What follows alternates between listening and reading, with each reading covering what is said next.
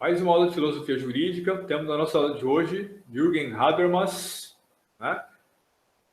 Autor alemão, herdeiro tardio aí da escola de Frankfurt.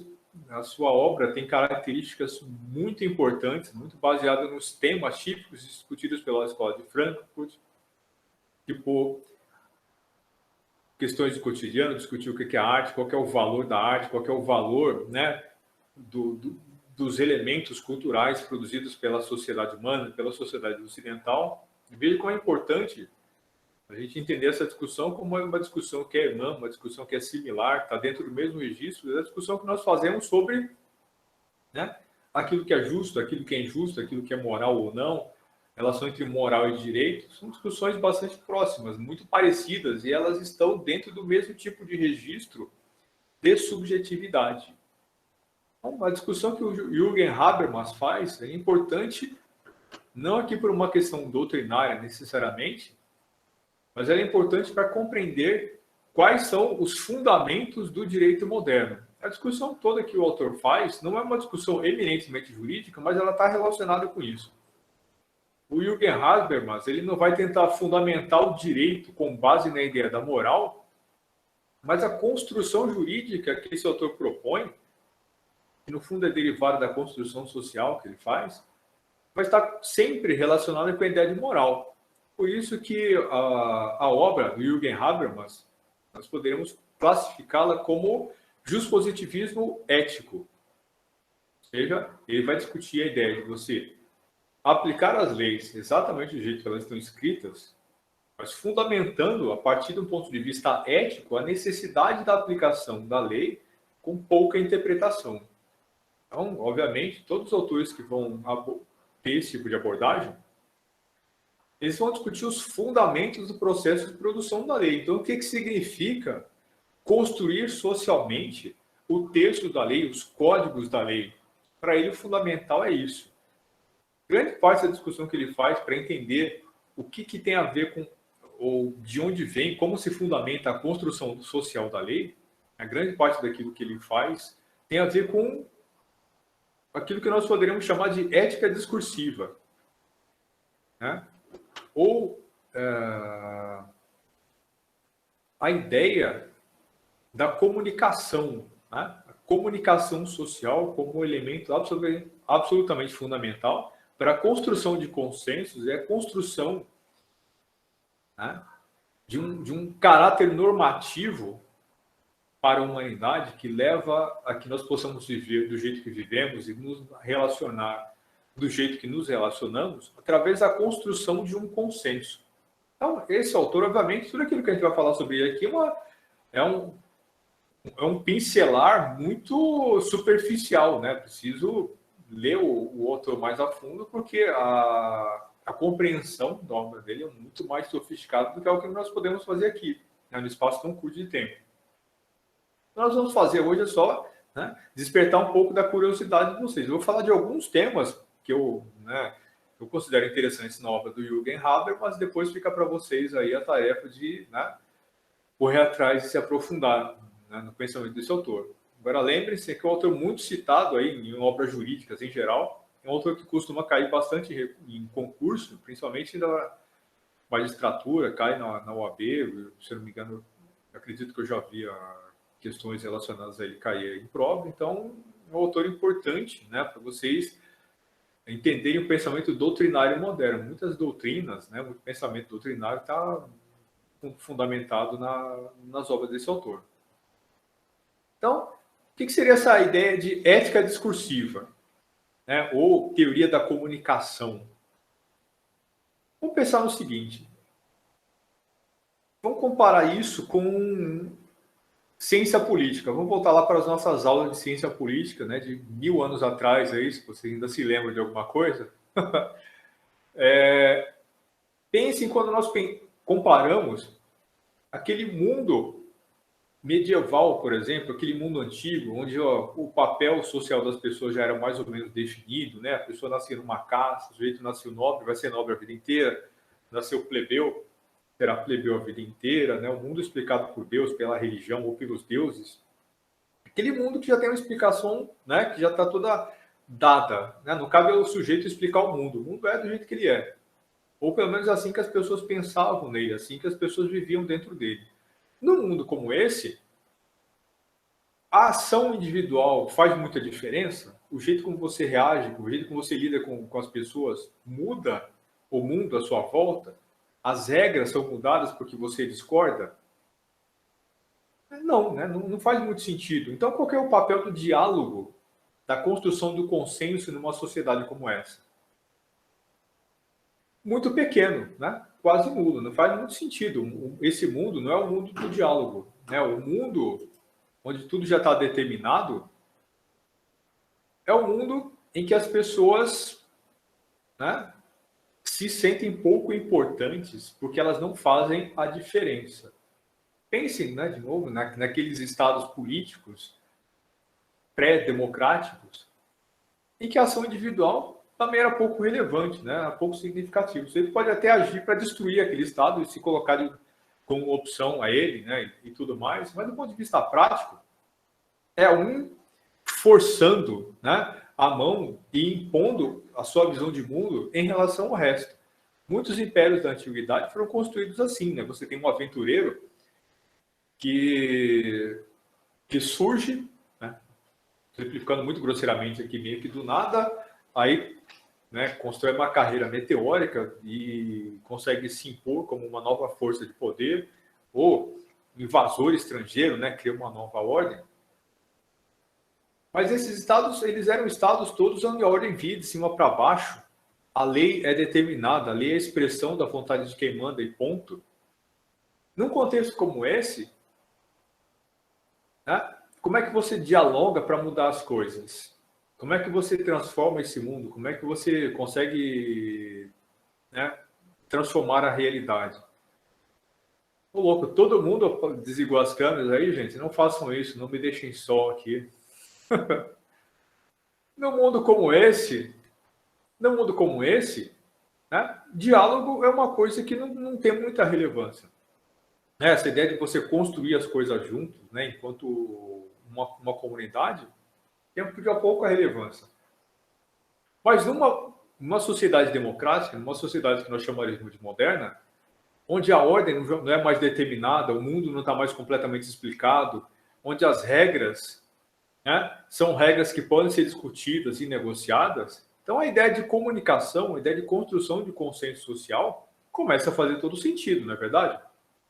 Então você vê, estados anteriores eram aqueles estados onde a ordem, né, era determinada de cima para baixo. Num tipo de estado democrático, onde você tem a regra do jogo que está em discussão, a regra não é mais definida por nem por um grupo muito pequeno, embora do ponto de vista prático até seja, né, você poderia discutir isso. Mas, pelo menos do ponto de vista simbólico, pelo menos do ponto de vista formal, a discussão está dada. Então, muitas pessoas fazem parte do processo de tomada de decisão. Você pode votar e ser votado, muita gente faz parte disso, né? O Estado é grande, o Estado é amplo, o indivíduo conta, o indivíduo faz a diferença. Então, você tem aqui uma ordem que é construída por muitas pessoas diferentes. Mal comparando, só para vocês terem um exemplo claro de onde eu quero chegar, é mais ou menos como uma partida de futebol, né, e um jogo de tênis. Estados e sociedades anteriores eram como uma partida de tênis. O jogador principal é o tenista. Depende dele exclusivamente a definição das coisas. Então, o jogo é vencido ou não com base, né, na eficiência de na vontade dele, né, na capacidade dele de fazer as coisas acontecerem. Mas numa partida de futebol, no jogo de basquete, ou seja, em esportes coletivos, como é que você ganha a partida? Se você tiver um grande jogador, ele sozinho carrega o time inteiro nas costas? Nós, em geral, gostamos de pensar que sim, mas do ponto de vista prático, é muito mais complicado do que isso. Né? Você tem 22 pessoas fazendo as coisas acontecerem, e elas estão numa situação que é muito paritária ali. Né? Isso no caso de um jogo de futebol, mas pense numa partida de basquete, pensem no jogo de vôlei. Certo? Então você precisa de um monte de gente negociando tudo aquilo que acontece para que a equipe seja uma equipe que funciona bem, uma equipe que seja vencedora. Uma democracia é uma coisa muito parecida com isso. Para que a democracia possa existir, ela precisa né, no final das contas, de todo um processo de negociações. É preciso que as pessoas encontrem consensos e encontrem, né, um jeito de caminhar juntas, encontrem um jeito de fazer as coisas acontecerem. Né? O regime democrático é um regime que depende de um monte de coisas acontecer, de um monte de gente cumprir o seu próprio papel para que ele possa funcionar. E o que o Jürgen Habermas tenta discutir quando ele fala de teoria da comunicação? É exatamente esse ponto. Então, o que é essa coisa que faz um time de futebol funcionar? O que é essa coisa, como fazer essa construção coletiva andar para um lugar que seja melhor, no contexto em que ninguém está mandando completamente, ninguém é completamente capaz de determinar para onde a coisa vai. Então, como é que acontece isso? Como é que acontece essa definição de um novo caminho? Se ninguém está impondo o processo de formação de leis, vai voltar aqui por causa do direito, então de onde vêm essas leis? Se nós consideramos que as nossas leis são corretas, mas elas são formadas por centenas, milhares de pessoas, né, que estão nos partidos, gente que vota no partido, o partido indica as pessoas que vão fazer parte de uma lista de candidatos, a população vota nesses candidatos, os candidatos vão para o Congresso, mas o Congresso vai ter centenas de pessoas, um monte de negociações vão acontecer, lobbies, grupos de interesses, né? Você tem ali os partidos, você tem coalizões, você tem os interesses das bases eleitorais, você tem o próprio interesse pessoal de cada representante, você tem o interesse, né, das pessoas em geral. E junto com tudo isso tem a justiça, tem o sistema judiciário, tem o sistema funcionando propriamente dito. Por exemplo, quem que vai aplicar essas leis? Né? Como é que as instituições vão ser capazes de aplicar as leis que foram feitas por um Congresso, né, nesses termos, desse jeito que eu acabei de falar para vocês? Certo? Então, é essa a teoria da comunicação do Habermas. Ele vai tentar mostrar para a gente, ou tentar entender, quais são, né, os elementos que podem fazer uma sociedade como a nossa, democrática, funcionar. É muito fácil você entender como é que uma ditadura, ou seja, uma monarquia tipo antiga, funciona. Então, você tem um rei capaz, né? Ele domina completamente as instituições e põe as coisas para funcionar. Pronto, tá entendido como funciona, né? Tá entendido essa ideia de o Estado é bom ou não é, as coisas funcionam ou não funcionam. Mas e quando você não tem uma pessoa mandando em tudo? E quando você tem milhares de pessoas responsáveis por tudo aquilo que está acontecendo? Né? Isso é uma característica típica da sociedade moderna e democrática que o Jürgen Habermas vai tentar discutir um pouco. Ele faz isso para tentar mostrar, então, como é possível você criar regras justas num contexto como esse. Você não tem uma pessoa ditando a regra, mas você tem um monte de gente, né, brigando, discutindo ou, né, conversando, se comunicando para tentar fazer as coisas acontecerem. Segundo ele, né, existe não uma casualidade absoluta, mas existe uma certa ordem racional na forma como isso acontece. Ou seja, quando as leis são criadas, quando a discussão social é feita, quando a política acontece, quando as normas que definem a nossa vida acabam sendo colocadas aí na ordem do dia, aquilo que está acontecendo não é fruto do mero acaso, de coisas que vão acontecendo, né, se esbarrando até você chegar a ter as leis que estão aí prontas. Segundo ele, há uma lógica por trás disso. Existe uma certa lógica, uma certa racionalidade. E a racionalidade que existe por trás dessa discussão é aquilo que leva ao que nós chamamos de formação de consenso. Por exemplo, que racionalidade existe no processo de formação de leis? Parece que não tem nenhuma, né? Parece que esses caras ficam lá, discutem as coisas e aprovam o que eles quiserem. Mas será que é isso mesmo? Por exemplo, quando nós olhamos para as nossas leis, será que nós nos sentimos representados por elas? De um modo geral, sim. Por exemplo, quando você olha para o Código Penal, você olha para aquilo e pensa, nossa, que absurdo, não entendo nada disso, parece que está tudo errado, e para mim é impossível viver numa sociedade que possui essas leis. Quem que pensaria isso olhando para a Constituição brasileira? Né? No Brasil, pouca gente pensaria isso.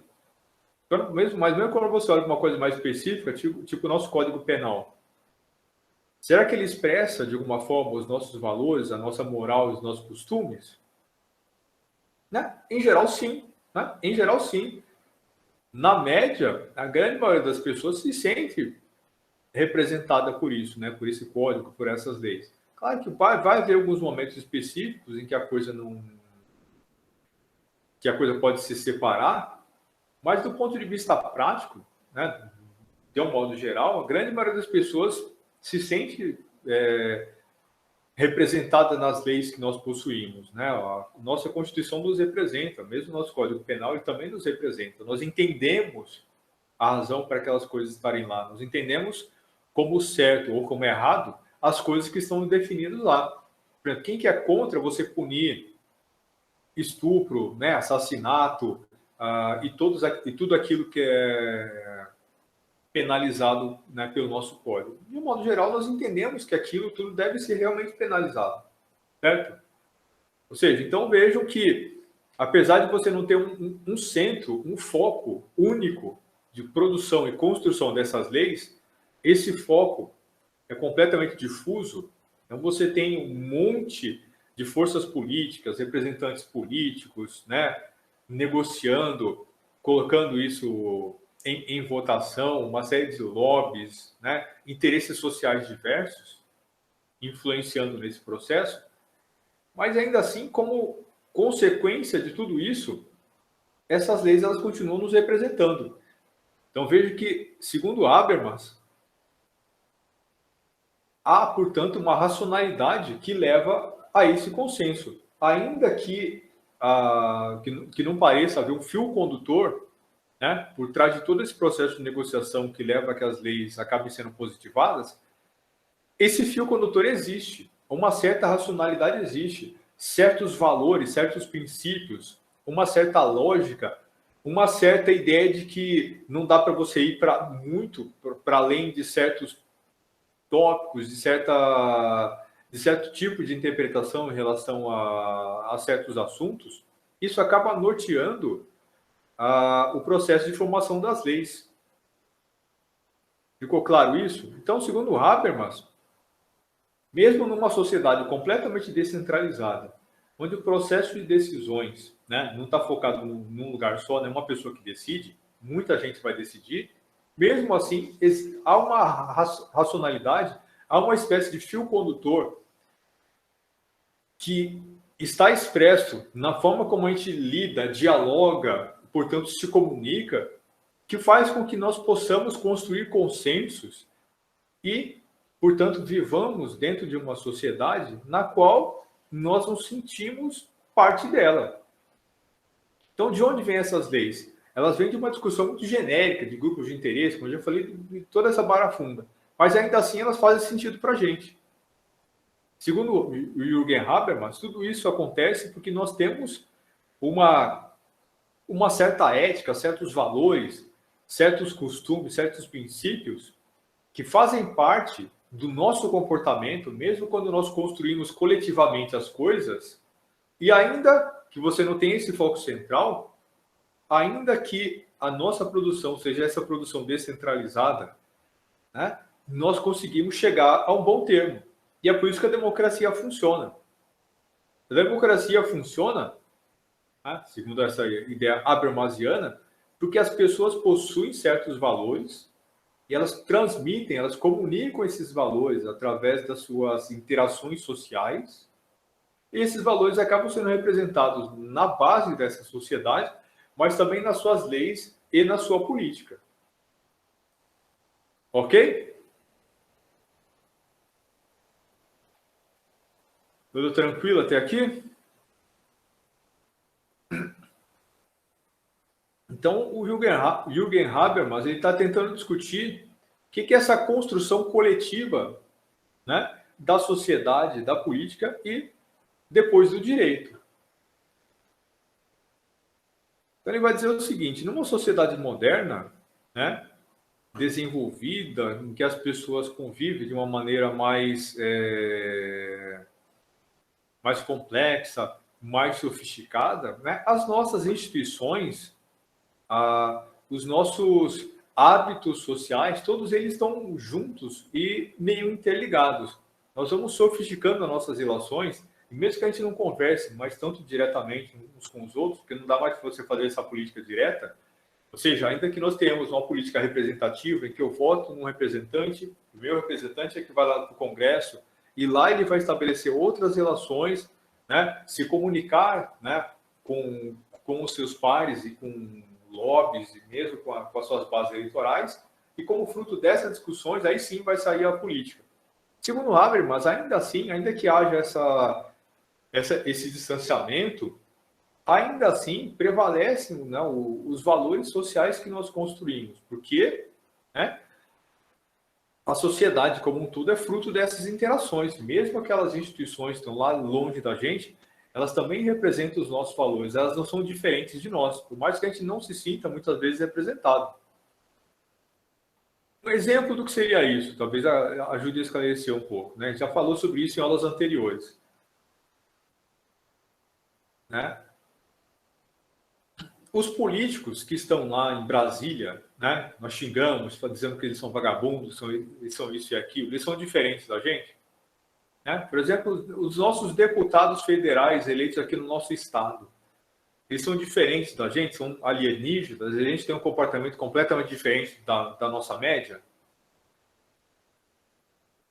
O que vocês acham? Não, eles não são. Eles são a mesma coisa que nós somos. Eles têm os mesmos valores. Eles foram educados mais ou menos da mesma forma. Eles têm mais ou menos os mesmos valores. O comportamento social deles é muito parecido com o nosso. Aquilo que eles fazem, né, e aquilo que eles consideram aceitável fazer em sociedade ou fazer em privado, é a mesma coisa que nós fazemos em privado ou em sociedade, porque nós também consideramos aceitável. Correto? Então, o Congresso, apesar de ele estar longe da gente, Congresso Nacional, ele não é diferente da Câmara de Vereadores daqui, que funciona mais ou menos da mesma forma, segundo princípios muito parecidos, segundo uma ética que é muito parecida. Mas a gente pode dizer, não, mas isso é a política. A política funciona tudo... Não, e outras coisas não funcionam? Será que o parlamento é diferente, por exemplo, dos clubes? Será que é diferente da faculdade, para a gente pensar em termos de instituição? A Câmara aqui só é uma Câmara mirim, né? É uma Câmara menor. Vou ligar aqui o meu volume. Pronto, pode falar. A diferença entre o Congresso Nacional e a Câmara Legislativa é só mesmo a cidade e o tamanho, né? Mas os propósitos, até a maneira de trabalho, os trabalhos parlamentares são praticamente os mesmos também. Elaborar leis, criar leis, essas coisas assim.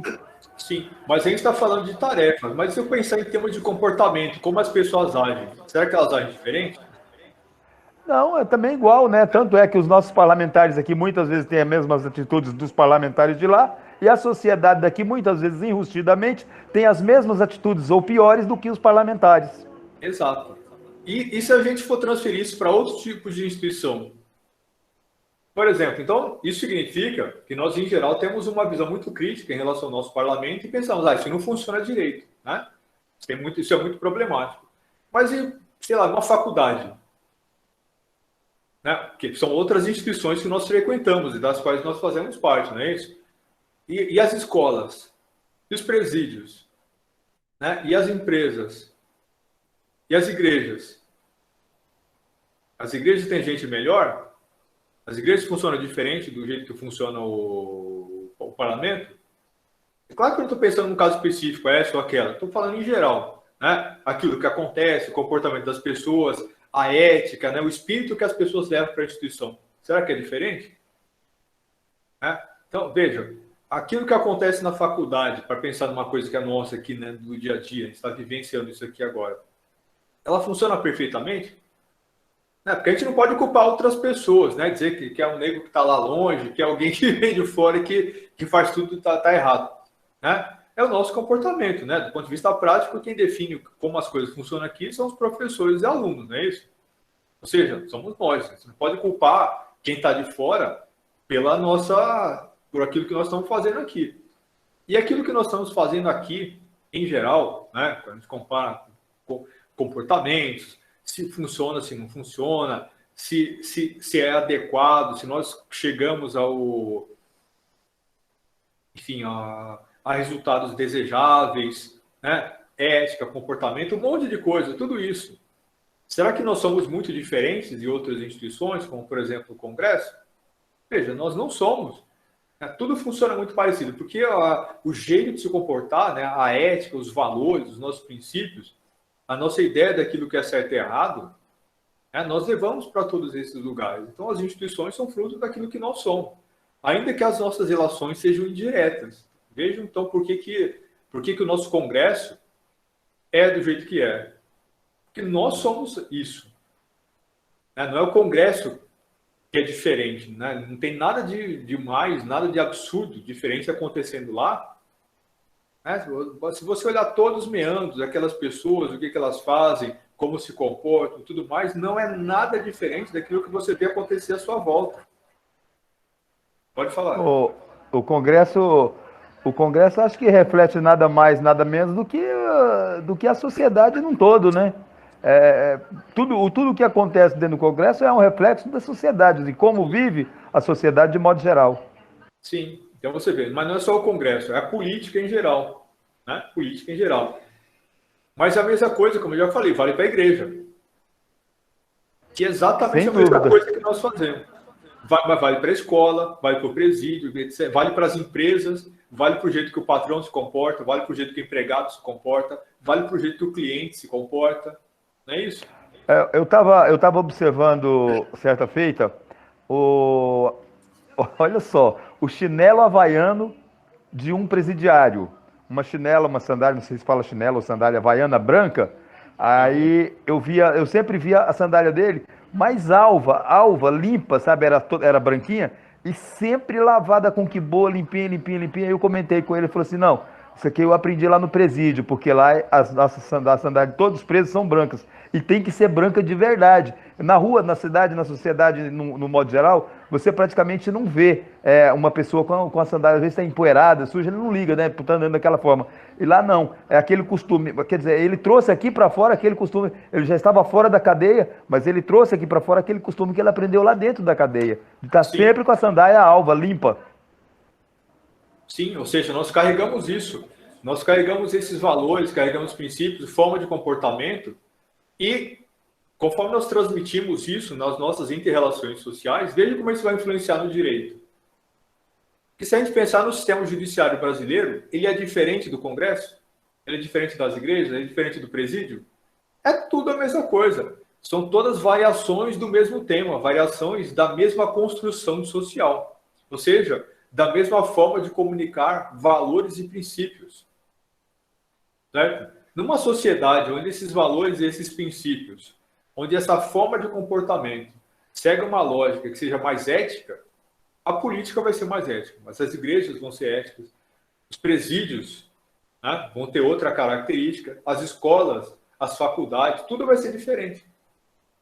Então, o jeito de você construir essas relações éticas vai definir completamente tudo. Por exemplo, ele está pensando aqui no direito como uma expressão da moral da sociedade. Faz sentido? Faz. Só que, veja, ele não está dizendo que o direito é uma expressão da moral, porque ele não fundamenta o direito na moral. Mas ele vai relacionar moral e direito, mas com uma relação que é invertida.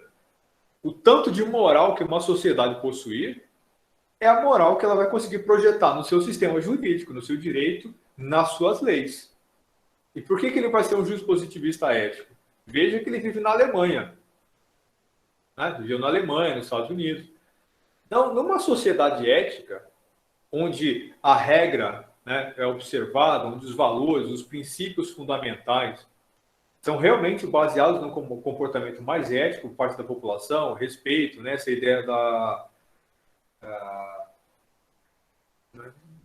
de você ter empatia pelas pessoas, de você respeitar as regras, mas assim, não só quando elas me beneficiam, né, quando você de fato querer um mundo melhor para todo mundo, você viver de tal forma, né, que o seu comportamento seja considerado um comportamento adequado, mesmo quando as pessoas não estão olhando, mesmo quando você não está sendo fiscalizado, você agir da forma correta. Se uma sociedade possui esses valores éticos, ela vai transferi-los para a sociedade, para a política e para a religião, e ela vai construir leis que sejam uma expressão disso, desses valores éticos. Num contexto como esse, sendo ele um justpositivista ético, o que ele vai dizer? Se as leis são uma expressão da ética, da moral, portanto, obviamente elas devem ser observadas exatamente do jeito que elas foram escritas, por isso que ele é um justpositivista ético. Ou seja, as leis devem ser observadas e existe uma razão ética para isso. Elas são uma expressão da moral, daquilo que é ético, dos valores que a sociedade pôde construir. O problema é quando a sociedade não possui isso, né? Porque aí as teses dele acabam entrando meio que em colapso. E quando você tem grupos criando tanto ruído que impedem a comunicação social, que impede a transmissão de valores melhores, né, para o resto da sociedade. E quando você tem uma condição em que as próprias pessoas acabam violando, né, os próprios princípios éticos nos quais elas acreditam de forma tão sistemática, e que aquilo que elas produzem, enquanto lei, enquanto sociedade, enquanto valores e instituições em geral, acaba sendo uma versão tão distorcida que elas acabam nem se reconhecendo ali. É um pouco o caso brasileiro, não é isso? Todo mundo acha no Brasil, e isso é muito natural, né? Nós achamos que somos bons, né? Nós somos éticos, nós temos valores, né? E é aquela coisa toda. Só que basta você ser testado um pouquinho e você descobre que a coisa não é bem assim. E quando você tem pessoas com esse tipo de comportamento, né? Projetando a criação de leis, né? Então, o que o Habermas vai dizer? Do ponto de vista prático, então, a lei tem uma certa relação com a moral, mas ela expressa a moral que é possível construir socialmente. Mas ainda que a moral das pessoas seja muito problemática, muito complicada, mas veja que mesmo o pouco que nós conseguimos projetar nessas leis é o suficiente para ajudar o cidadão a viver dentro dessas instituições, mesmo essa comunicação torpe que a gente tem construído junto aqui uns com os outros, é melhor isso do que você não ter, né, essas relações, essa modalidade de comunicação, porque esse direito que nós somos capazes de produzir, ele completa a nossa deficiência moral. Certo? Ficou claro o que seria isso? Então, veja, nós temos um comportamento muito problemático. Mas nós fomos capazes de produzir leis que coíbem grande parte desse comportamento, né? Você roubar, você fraudar, você fazer coisas desse tipo, você agredir pessoas, né? Tudo aquilo que nós sabemos que é errado. Ainda que a gente faça isso no nosso cotidiano, né, sem se importar muito, veja que pelo fato de que nós temos um direito que é baseado numa moral, que nós conseguimos construir essa moral juntos, né, coletivamente, como uma construção coletiva, e fazer isso ser positivado no direito, pelo fato de que nós temos essas leis sendo uma expressão de uma moral mais elevada, às vezes até do que a nossa individual, tudo isso faz com que esse direito complemente a nossa moral, porque ele venha, né, trazendo a gente para cima, para um comportamento melhor. Se eu não fizer isso, se eu não me comportar adequadamente, eu posso ser punido. Né? Posso ser preso, posso ser multado, né? Posso ser advertido. Portanto, o direito ele acaba tendo essa função moral.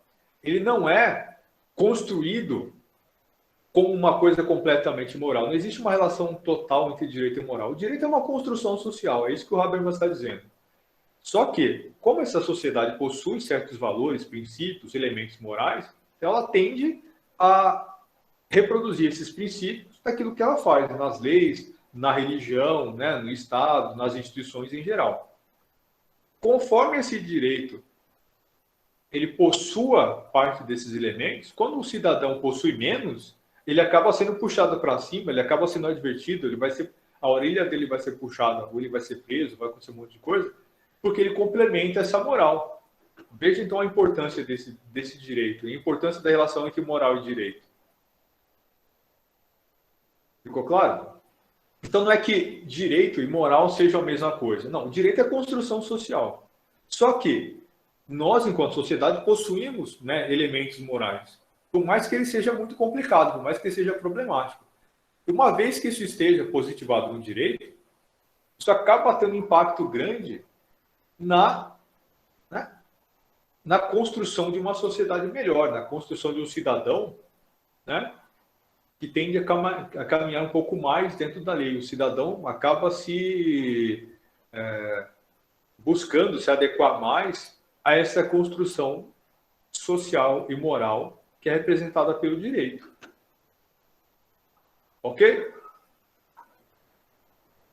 Outra coisa interessante, né, para a gente discutir aqui no Jürgen Habermas, é uma coisa que ele chama de mundo da vida. O que é o mundo da vida? O mundo da vida é o mundo no qual nós vivemos, não são as nossas interações sociais, né? Esse mundo da vida é o mundo no qual o indivíduo efetivamente está inserido.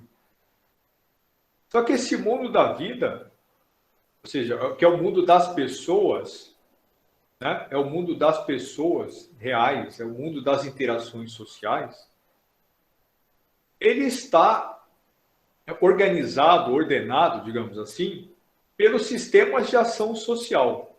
O que é o sistema de ação social? O Estado, as instituições, a escola, né, a igreja. Ou seja, então, existem as pessoas, elas vivendo, né, as pessoas interagindo, e existe o sistema de ação social, que são as organizações que nos compartimentalizam. Né? Você convive com todas as pessoas na rua andando, tá ali, está todo mundo mais ou menos na mesma situação, interagindo e tal. Mas o sistema de ação social criam compartimentalizações em que você ali passa a interagir com essas instituições, cada uma delas passa a ter um significado mais pontual na sua vida. Definir, normatizar especificamente aspectos da vida das pessoas. Correto? Então, no momento, nós encontramos na rua, né, tranquilos ali, né, para ter uma ideia do que é isso. No momento, a gente pode estar na rua, um grupo de amigos, por exemplo, nós aqui, né, nessa sala. Se nós estivéssemos no mundo pós-pandemia, né, todos nós aqui batendo um papo em algum lugar aí, né, tranquilamente, sei lá, no Clube dos Estados, né, fazendo um churrasco lá numa boa, todo mundo tranquilo, batendo um papo, conversando, sossegados ali, nós fazemos, isso é parte do mundo da vida. Nós, né, todas as pessoas que nós somos ali interagindo diretamente, sem filtro, né? Se alguém me chamar de professor, eu mando tomar banho, né? Que é isso, né? A gente está lá, somos amigos ali batendo um papo. A piscina está logo ali. Exato. Somos só amigos batendo um papo, né? Ninguém se julgando, ninguém, né? Todo mundo falando só coisas que ali são interessantes, ninguém está... Agora, aí nós saímos dali, aí eu sou professor, vocês são alunos, né? Então você tem uma mediação institucional, né? Isso aqui já cria uma diferença, cria uma barreira. Aí, parte de vocês fazem parte de uma igreja, parte da outra, aí mais uma separação institucional, né? Aí você vai ver nível socioeconômico, empresa que trabalha, tudo mais. Então você vê uma série de coisas, por exemplo, que nos impedem de nos relacionar. Porque se eu estou trabalhando num lugar numa hora, vocês estão trabalhando em outro lugar em outra hora. Segmentos diferentes, né? Experiências diferentes, estão vendo coisas diferentes. Então, você vê que isso cria rompimentos, cria barreiras. E óbvio que isso não é uma coisa ruim, né? Isso é natural, né? O mundo funciona desse jeito, tem que funcionar desse jeito. Mas vejam como isso cria barreiras. Vejam como isso cria coisas diferentes. Né? Como que isso cria condicionantes diferentes para as pessoas se relacionarem. Né? Por exemplo, eu faço parte da igreja X, você faz parte da igreja Y. Né? Congregamos em lugares diferentes. A nossa eclésia é outra. Né? Aqui eu estou com os meus, lá você com os seus. Agora nós já não somos mais, né, parte desse mesmo grupo de seres humanos. Agora já viramos. Você é da igreja tal, eu sou da igreja tal. Vê? Como diz, agora você já não faz mais parte do meu métier. É isso. E o que o Habermas vai dizer? Quando esse mundo da vida é colonizado pelas instituições, isso cria uma patologia muito séria, uma doença, que é tudo aquilo que vocês imaginaram quando eu comecei a mencionar essas diferenças. Essa doença do eu faço parte dessa religião, você não é gente. Né? Eu vivo nesse estado, você vive naquele lá. Que é, por exemplo, as fronteiras estatais. Né? Eu sou brasileiro, você é chinês. Aí. Você tá em outro, você não é gente. Né? Você tem ódio das pessoas porque um é judeu e outro é palestino. Né? Um é israelense e outro é palestino. Entendeu?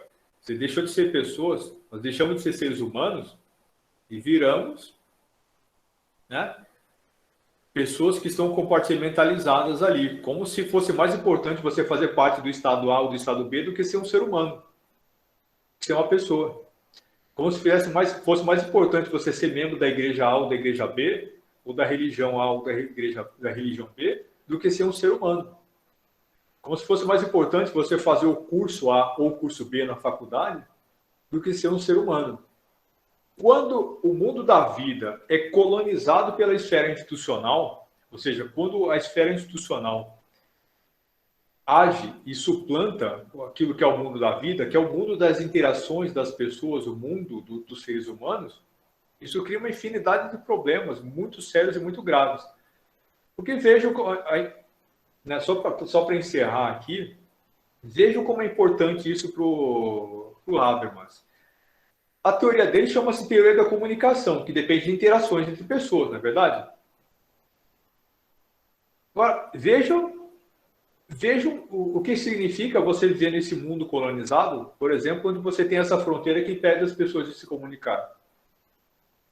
As consequências disso são terríveis, as consequências disso são enormes, porque elas criam uma barreira que acaba superando essa ideia de humanidade. Se cria uma barreira tão grande que essa barreira pode gerar violência, destruição, desordem, desunião. Né? E veja o impacto disso também no direito. Né? Pelo fato de que eu vivo do lado de cada fronteira e você do lado de lá, nem as nossas leis vão ser as mesmas. Ou pelo fato de que eu tenho a profissão A e você a profissão B, né? Nós estamos tão distantes, né, na nossa lógica das interações, né? Os sistemas de ação social vão ter um impacto tão grande na nossa forma de interação que aí o médico, né, o engenheiro, juiz, promotor, vão estar num contexto que, de repente, você vai estar lá na rua, tranquilo, interagindo socialmente com as pessoas, aí aparece um policial, um fiscal, né, um agente público, aí o sujeito diz, né, cidadão não, né, engenheiro, formado, melhor que você. Né, cidadão não, eu sou médico, rapaz, eu sou juiz, você me respeita, você sai daqui, você sabe o que você está falando? Né? Coisas desse tipo. Então você veja como é grave o rompimento desses laços humanos que nos unem, né? Quando ele é feito por esses sistemas de ação social. Então, o impacto desses sistemas de ação social, né, dos estados, das instituições, o sistema econômico, ele é muito grave nessas inter-relações humanas e, obviamente, esse impacto vai ser muito grande na lei, nos costumes, na moral, nos hábitos em geral, né, na construção da política, na construção de tudo. Veja que nós temos, né, eu falei lá desde o começo da aula, né, todo um conjunto de valores, princípios que está positivado na lei, que de um modo geral a gente se reconhece neles. Não é isso?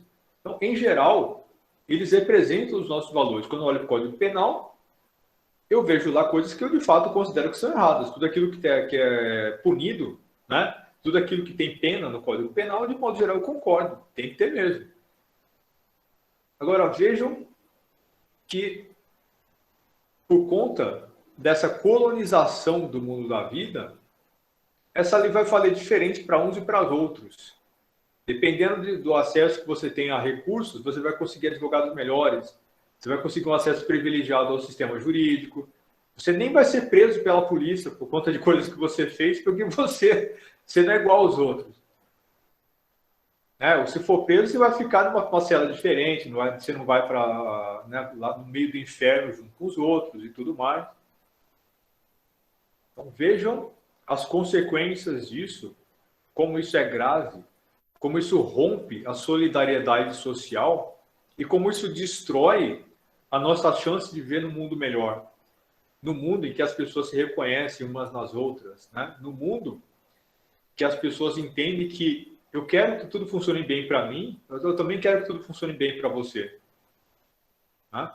Nós deixamos esse sistema de ação social nos separar de tal forma que você não tem a capacidade de criar empatia em relação ao outro. Né? Você vê o cara da periferia, né, o favelado preto ser baleado no meio da rua e não te sensibiliza mais aquilo.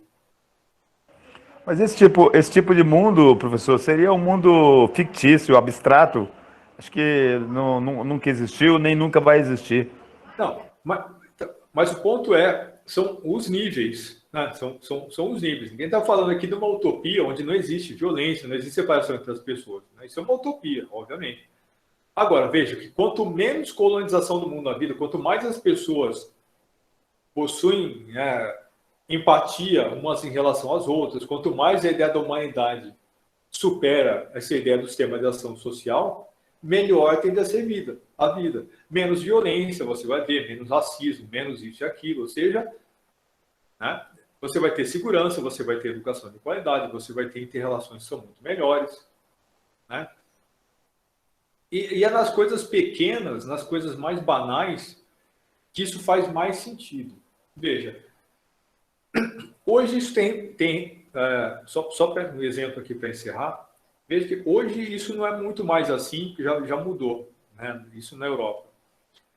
Eu já falei um monte de vezes para vocês, quando eu fui apresentar o trabalho no congresso lá na Eslovênia, em 2010, 2008. Eu estava na estação de trem, né? Eu peguei trem de madrugada, então eu fiquei um tempão lá esperando o trem que eu ia pegar.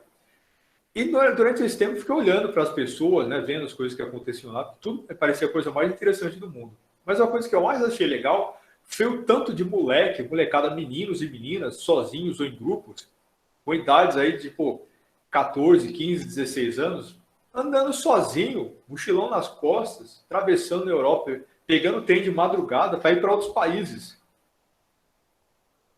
Vocês conseguem conceber a possibilidade de algum de vocês aí que tem filhos, adolescentes, pegar o seu filho e mandar para uma estação de trem, né, que vai para outro país, ou mesmo que vá para outros estados aqui, não, vai sozinho. Está indo para casa de alguém? Não. Está indo passear, viajar por aí, conhecer o mundo. Vocês mandariam o filho de vocês fazer isso? Conhecer os estados brasileiros, à toa, assim, uma criança de 14 anos, né? Adolescentes de 14 anos e passear por aí? Mas eu falei, não é pegar aqui, botar no aeroporto e mandar para casa do tio. Estou dizendo, mandar aí para passar 6 meses passeando por aí, sozinho, conhecendo o Brasil, conhecendo a América do Sul. Vocês fariam isso? É muito difícil. Você não confia nos outros para isso. Você entendeu? Por conta do jeito como a gente se interrelaciona, você não consegue nem conceber a possibilidade de fazer uma coisa dessa. Parece uma coisa banal, mas isso é tudo na vida. Isso é a coisa mais importante que existe no mundo. Você confiar nos outros o suficiente para você interagir sem medo. Se a gente não tem isso, entendeu? É nas coisas pequenas que a gente vê o valor daquilo que realmente importa, daquilo que é realmente significativo. O fato de que a gente não confia nos outros, a gente não tem empatia, você não enxerga o outro como ser humano, faz com que os outros ajam também assim em relação a gente. Então, a gente vive num mundo em que você não pode botar uma criança no trem e deixar ela ir passear por aí. Né? Só isso. Só isso. Você perde o seu direito de ir e vir. Né? Parece uma coisa pouca, mas isso é a coisa mais importante que existe no mundo. Né? Interagir com as outras pessoas do jeito positivo. Então, toda a teoria da comunicação do Jürgen Habermas tem a ver com isso, com você entender como se constrói esse cimento das interações sociais. Veja que democracia depende disso, direito depende disso, regras, a observância das regras, tudo depende disso. Ele coloca isso de um jeito muito interessante. Obviamente, isso que eu estou falando aqui é uma simplificação muito grosseira da obra do autor, mas vejo que isso é muito importante, ajuda muito a entender o mundo no qual nós vivemos. Certo? Então é isso, pessoal. Aquele abraço e até a próxima. Ok?